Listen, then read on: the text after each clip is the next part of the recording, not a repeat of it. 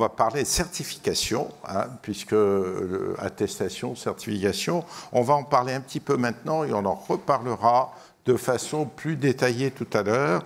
Donc j'invite Monsieur Olivier Missemer, expert comptable INSIVO, mon cher Olivier, si tu veux bien t'installer, et Monsieur Célie Carion, responsable du contrôle interne chez Auchan.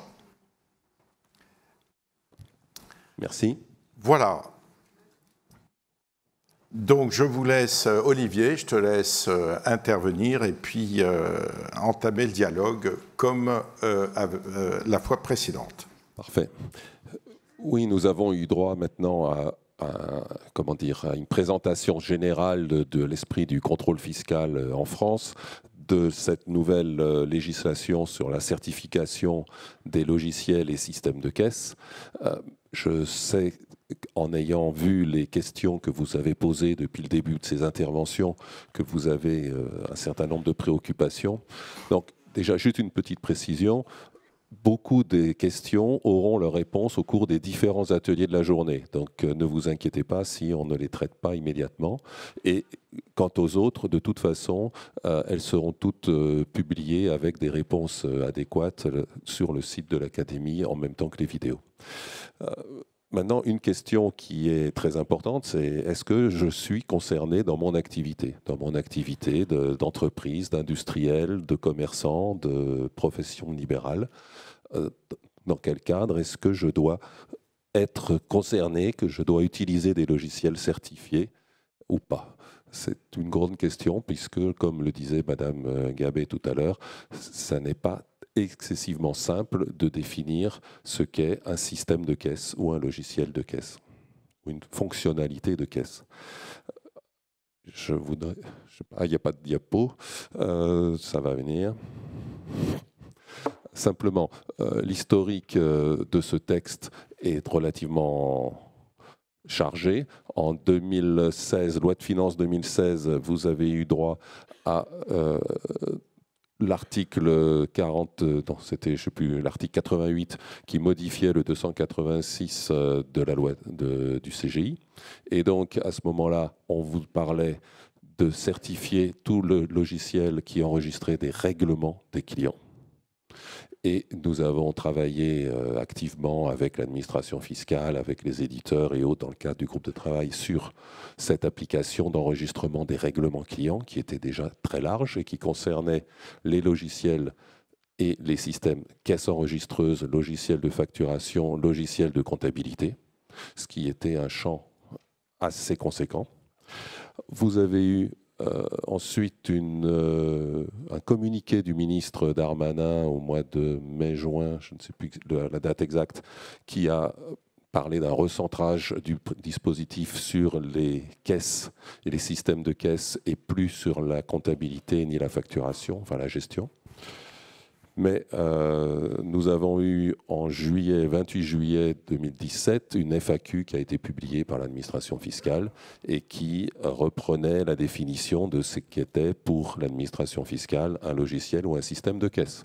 Et nous avons dernièrement, dans la loi de finances 2018, donc l'article 105 qui modifie encore une fois le 286 et qui cette fois, je vous ai affiché ici le texte intégral, nous précise bien que toute personne assujettie à la TVA, donc c'est quand même le champ très large, lorsqu'elle effectue des opérations, des livraisons de biens et des prestations de services ne donnant pas lieu, conformément à l'article 289, c'est-à-dire avec des professionnels eux-mêmes soumis à TVA, et qu'elle enregistre ses opérations au moyen d'un logiciel ou système de caisse. Ce logiciel ou ce système de caisse doit être certifié en répondant aux 4 critères que l'on verra tout à l'heure. La grande différence, c'est que là, on ne vous parle plus de règlement, on vous parle d'opération. Et vous allez voir la conséquence derrière sur le fait d'être concerné ou pas, selon l'interprétation qu'on a pu en faire. Alors, la question est, est-ce qu'il s'agit d'opérations de règlement, d'opérations pures et simples avec des personnes non assujetties à la TVA? La question n'est pas entièrement, pour nous, clarifiée et on attend beaucoup donc, de l'instruction qui arrive et qui nous donnera plus d'éléments. Dans l'état actuel, on peut considérer que sont concernées donc toutes les opérations qui sont réalisées avec des non-assujettis à la TVA.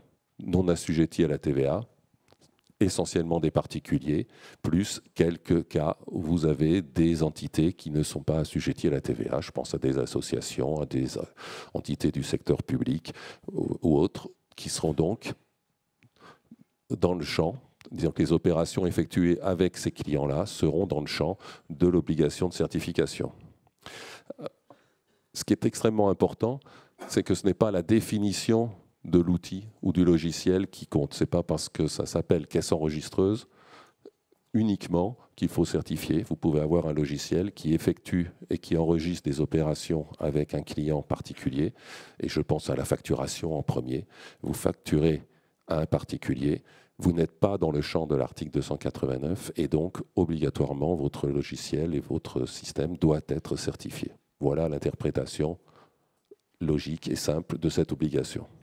Et ce qui veut bien dire que c'est la fonctionnalité de caisse qui a été définie dans la FAQ, enfin, qui est un terme qui a été employé dans la FAQ, est une fonctionnalité de caisse, toute opération enregistrée dans un logiciel avec des personnes, des entités qui ne sont pas des professionnels entrant dans le champ de 289, c'est-à-dire soumis à TVA.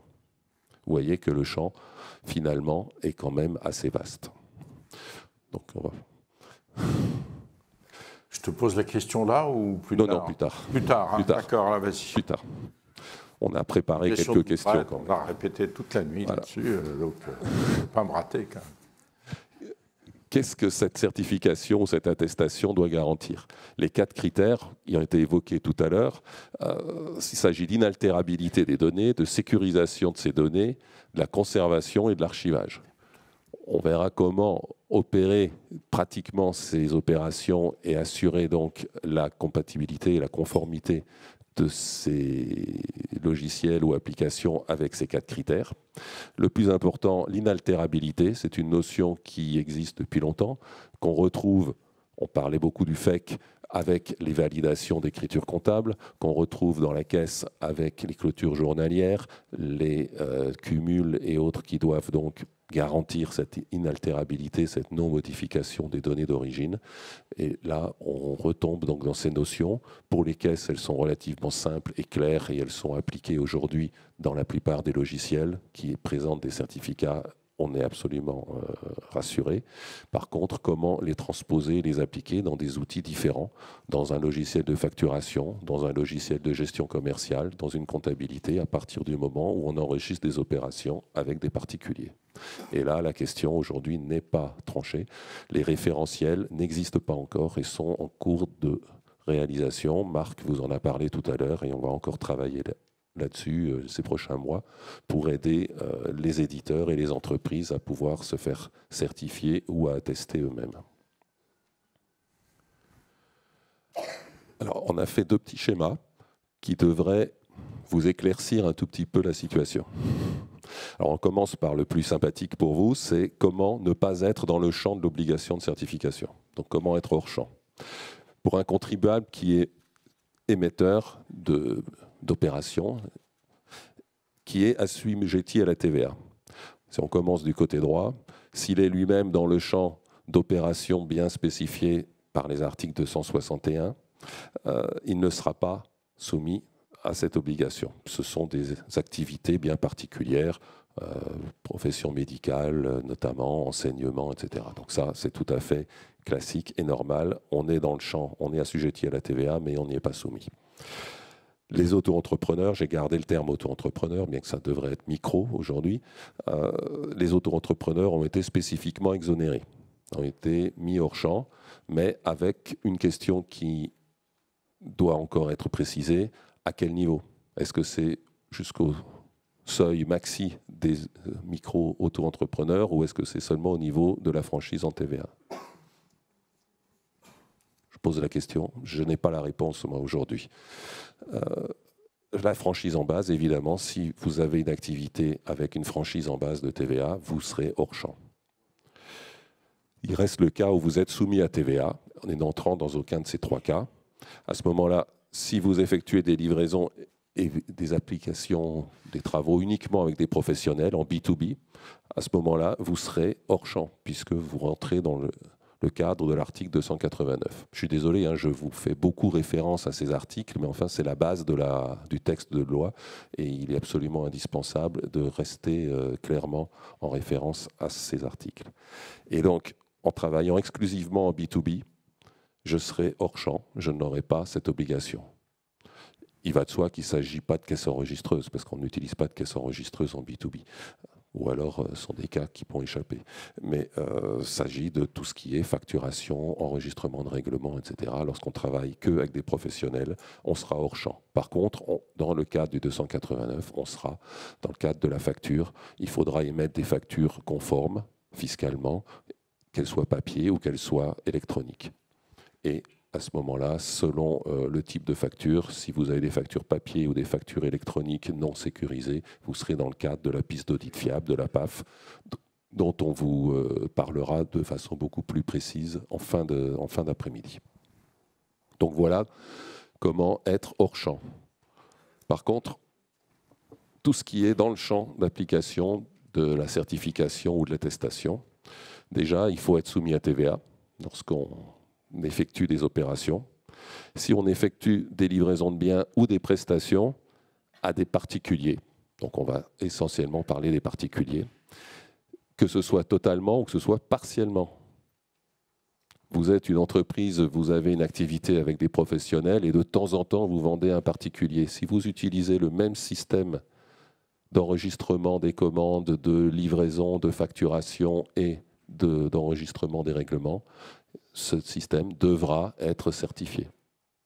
On peut pousser à l'extrême et imaginer le cas de l'entreprise qui est une entreprise industrielle qui ne vend qu'à d'autres professionnels et qui vend de temps en temps quelques articles à ses propres salariés et qui, pour être en conformité, en règle, émet des factures dans son système de facturation. On pourrait imaginer qu'à ce moment-là, il faille certifier ou faire attester ce logiciel, cette application. Ce qui est quand même poussé à l'extrême, j'en conviens, mais si on interprète de façon stricte, totale, on arrive à ces extrémités. Évidemment, lorsqu'on travaille avec des particuliers totalement ou partiellement, on a le choix, soit on travaille manuellement, papier, on émet des opérations, on les enregistre et on fait des factures ou des tickets manuellement, à ce moment-là, on sera hors champ. Étant hors champ, il faudra respecter la PAF, la piste d'audit fiable. Par contre, si on utilise des logiciels ou des systèmes de caisse, évidemment, on sera dans le cas de la certification, de l'attestation, et à ce moment-là, vous n'aurez pas de moyen d'y échapper. Donc, la règle, simplement à se rappeler, facturation, travail avec des particuliers, certification ou attestation. Alors, quelques cas qui reprennent beaucoup des questions qui ont été posées. Est-ce que je suis concerné? Commerçant, est-ce que je suis concerné? Oui, évidemment, on parle des caisses enregistreuses depuis le début, la question ne se pose pas. En tant qu'artisan qui émet que des factures auprès de particuliers, en totalité ou partiellement, oui, je serai concerné à partir du moment où je travaille avec des particuliers, que j'émette ou pas des factures. Le BTP, c'est pareil, puisque là, on a eu souvent la question. Le transport, les taxis, les VTC, là, on a des cas particuliers qui ne sont pas simples à traiter. Le taxi utilise un appareil qui est lui-même déjà certifié par soit le LNE, soit un autre organisme de certification, et qui apporte toutes les garanties. Est-ce que ça suffira? A priori, il devrait quand même être certifié, puisqu'il faut aussi enregistrer les opérations de règlement d'encaissement. Les VTC, là aussi, c'est un autre cas de figure. Ce n'est pas l'opérateur lui-même, le chauffeur qui va encaisser, mais le prestataire et qui lui-même reversera dans ce circuit.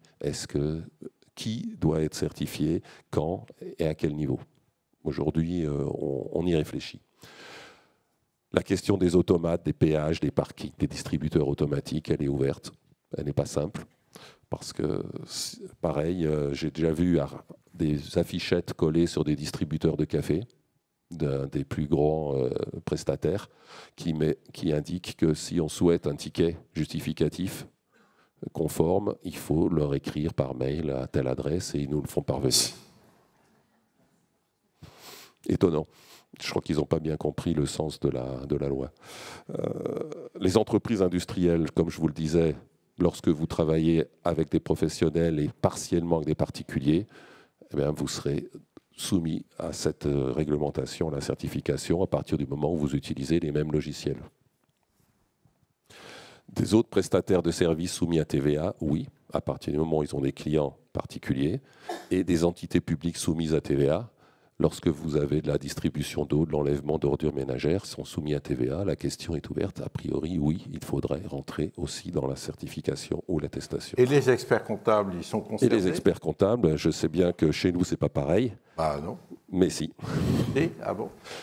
Un expert comptable a des clients particuliers lorsqu'il fait de l'impôt sur le revenu, lorsqu'il établit des déclarations d'impôt sur le revenu, ou anciennement ISF, aujourd'hui IFI, et qu'il les facture évidemment aux personnes physiques particuliers qui sont concernées et pas à des entités. Il peut encaisser, bien sûr, il a le droit d'encaisser du cash, mais alors dans ce cas, comment ça se passe? Ah ben là, il y a deux solutions. Ou bien il a un système certifié, ouais, ou il fait du black, il le met dans la poche, mais ça, c'est pas conseillé.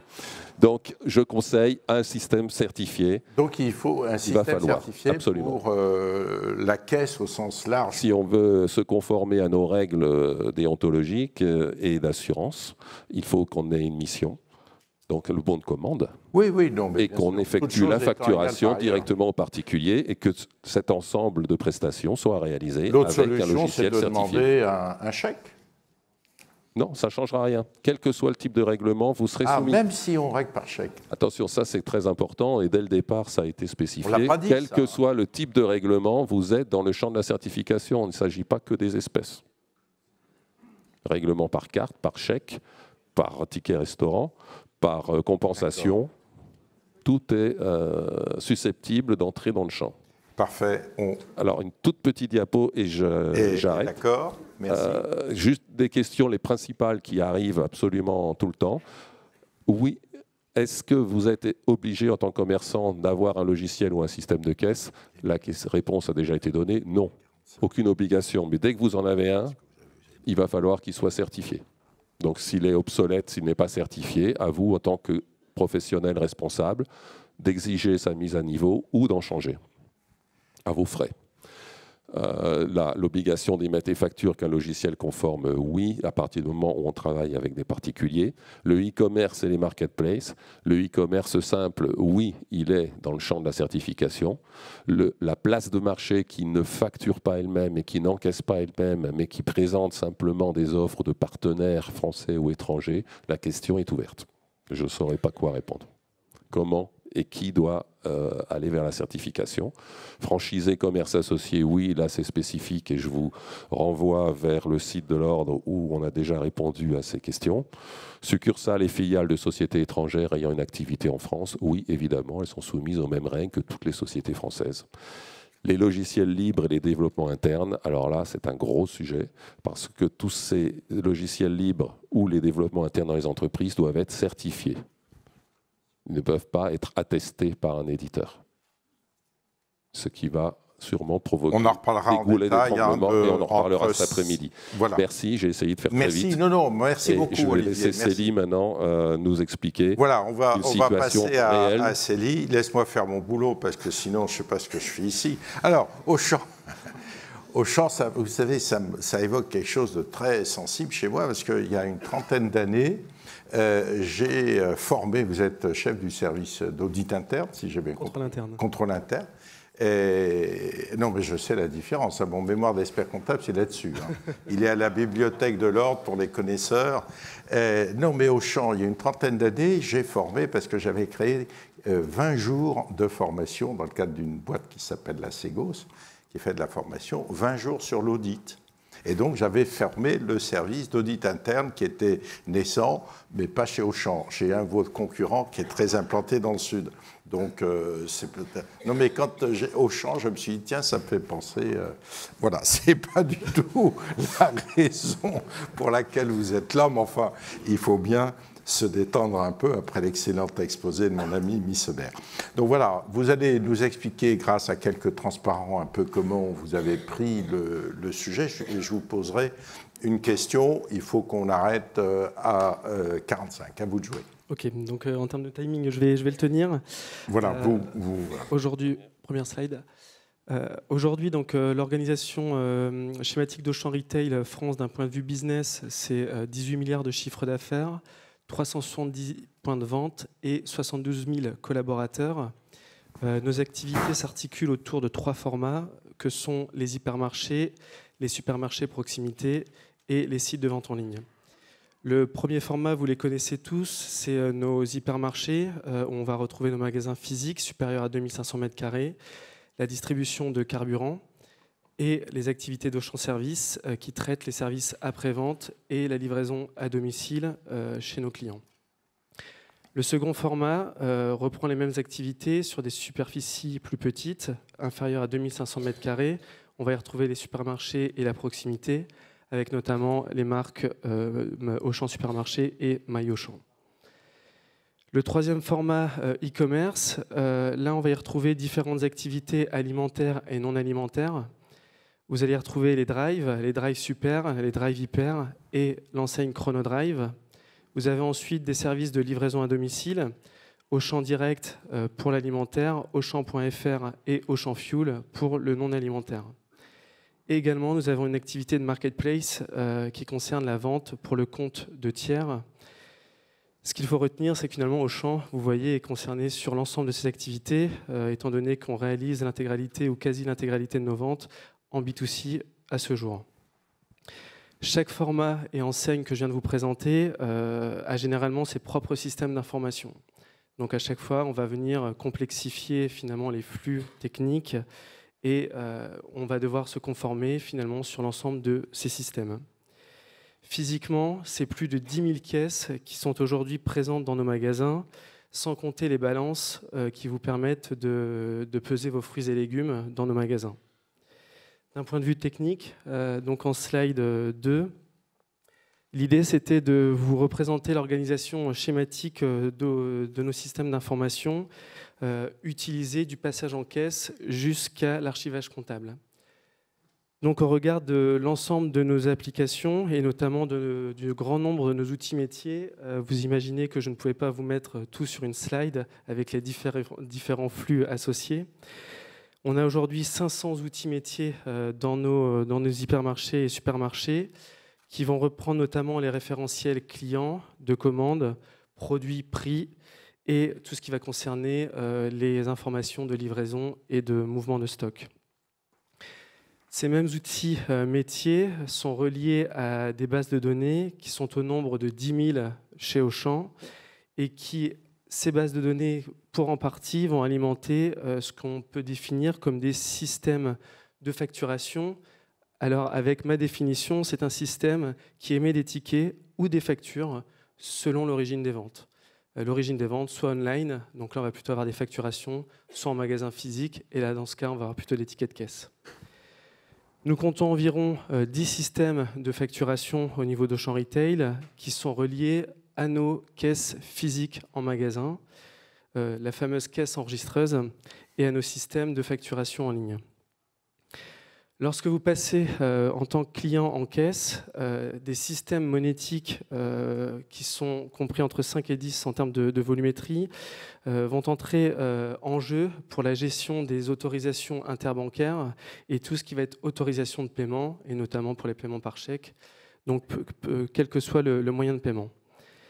Dès lors que votre paiement est autorisé par un prestataire externe parfois et que vous finalisez votre parcours client, c'est au tour des systèmes comptables de prendre le relais pour l'enregistrement dans les journaux de vente.